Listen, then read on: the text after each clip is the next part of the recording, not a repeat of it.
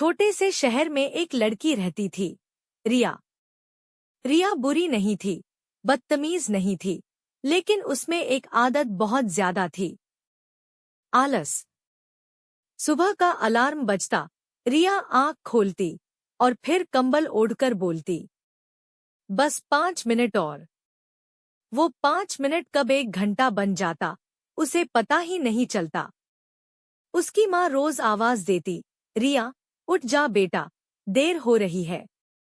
रिया करवट बदलकर बोलती, माँ, आज मन नहीं है, कल से पक्का जल्दी उठूंगी। लेकिन वो कल कभी आता ही नहीं था। स्कूल, कॉलेज, काम, हर जगह रिया पीछे रह जाती, सिर्फ इसलिए क्योंकि उसे लगता था, अभी नहीं।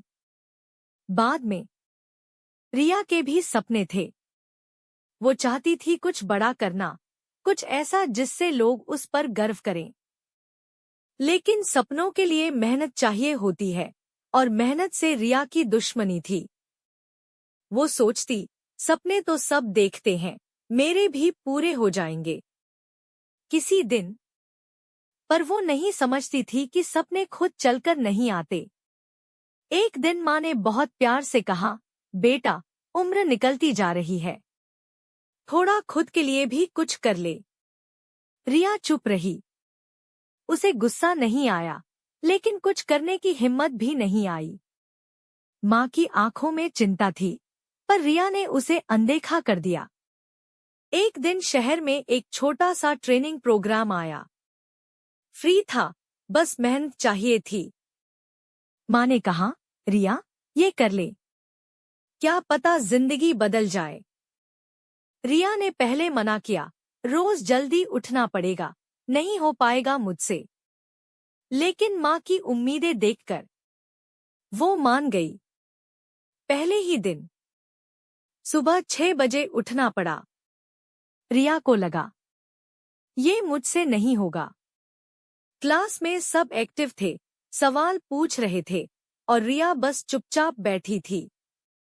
उसके मन में बार बार आ रहा था, मैं आलसी हूँ, मैं कुछ नहीं कर सकती। क्लास के अंत में टीचर ने पूछा, सबसे ज्यादा थकान किसे होती है? सब चुप। टीचर बोले, जो लोग कुछ करते ही नहीं, वही सबसे ज्यादा थके रहते हैं। रिया के दिल में वो बात चुभ गई। उसे पहली बार एहसास हुआ, आलस आराम नहीं देता, आलस जिंदगी को भारी बना देता है। उस रात रिया सो नहीं पाई। वो खुद से पूछ रही थी, मैं कब तक यूं ही भागती रहूंगी? अगली सुबह अलार्म बजा। उसका हाथ मोबाइल की तरफ गया, लेकिन इस बार उसने स्नूज नहीं किया। वो उठी, धीरे धीरे, लेकिन उठी। हर दिन आसान नहीं था, कभी नींद आती, कभी मन नहीं करता। लेकिन अब रिया रुकती नहीं थी। वो गिरती थी, फिर उठती थी, और हर दिन के अंत में उसे एक अजीब सा सुकून मिलता था। कुछ हफ्तों बाद माँ ने कहा, रिया, आजकल तू बदली सी लगती है। रिया मुस्कुरा दी। वो मुस्कान माँ के लिए किसी इनाम से कम नहीं थी। ट्रेनिंग पूरी हुई। रिया को एक छोटा सा काम मिला। पैसा ज्यादा नहीं था, लेकिन आत्मसम्मान बहुत था। अब वो जान चुकी थी, वो आलसी नहीं थी, वो बस डरी हुई थी। एक दिन रिया छत पर खड़ी थी। हवा चल रही थी। वो अपनी पुरानी जिंदगी को याद कर रही थी। वो बिस्तर, वो बहाने, वो कल से। उसकी आंखों में आंसू थे, लेकिन अफसोस के नहीं, खुशी के। रिया ने सीखा, आलस आराम नहीं देता, आलस सपनों को सुला देता है। और सबसे जरूरी बात, शुरुआत हमेशा मुश्किल होती है, लेकिन नामुमकिन नहीं।